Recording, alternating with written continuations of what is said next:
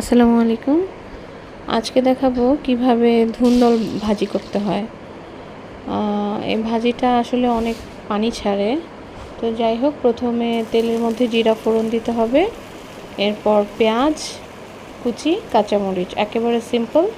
এরপরে হচ্ছে কুচিয়ে রাখা ধুন্দলটাকে ছেড়ে দিতে হবে ওর মধ্যে।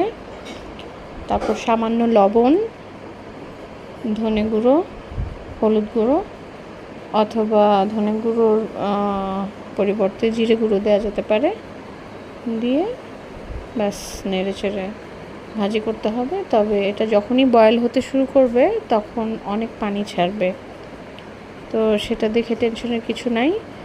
এটা আস্তে আস্তে পানিটা শুকিয়ে যাবে, যখন ভাজিটা হয়ে আসবে তখন পানি শুকাতে শুরু করবে। তবে হ্যাঁ, এই ভাজিটা কিন্তু ভেজা ভেজা থাকে, একদম পানি শুকাবে না এটা। তো এই ভাজিটা আমার কাছে খুব মজা লাগে খেতে। এই ধুন্দলের ভর্তাও খুব মজা। আপনারা যারা করতে পারেন না, এভাবে ট্রাই করে দেখবেন এবং একটা তেজপাতা